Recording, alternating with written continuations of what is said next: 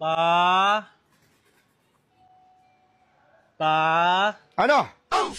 Pa? Umuwi ka pa? Umuwi ka pa? Oh. Ikaw? Ayos ah. Ayos ang oras ng uwi mo ah. Wala ganun lang kami. Nag-food trip lang kami kila Taba. Nag-food trip? Alas 6 na? Ayos ka. Parang walang nag-aantay sa'yo dito ng mga magulang mo? Doon ka na sa kanila, sumira! Pa, pasok ako pa. Huwag mo, tawa ka ng gate dyan. Halika nga rito. Alam ba kung anong oras na? Kung anong oras na?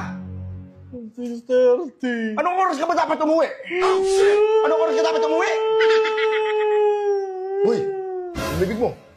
Bibigyan kita ng isa. Isara mo yan, umakyat ka rito sa taas. Walang habas kitang bubugbugin. Umakyat ka, umakyat ka. Anong oras ba dapat ang pag-uwi ng isang tao? Nag-food trip lang ako. Wala akong pakialam kung anong ginawa mo. Kunin mo na lahat ng damit mo, ha? Sa kanila ka tumira. Ayaw, Kunin mo lahat.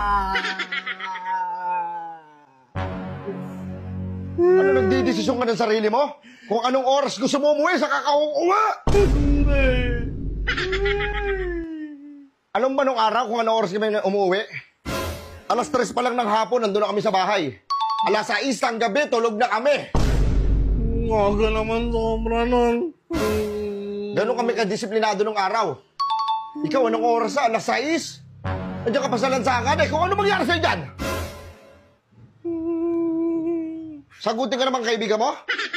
Ano naman kami sa loob ng bahay nila Pag may nangyari sa'yo, ang matatakbuhan mo, pamilya mo. Kami. Eh, mga anong magpadudulot sa'yo yan? Puro chill. Sarap buhay. Inom. Natututo ka na uminom? Hindi pa. Hindi mo iniisip yung mga sinasabi sa'yo ng magulang mo eh. Pasok dito, labas sa kabila. Dapat siguro iposas ka na lang.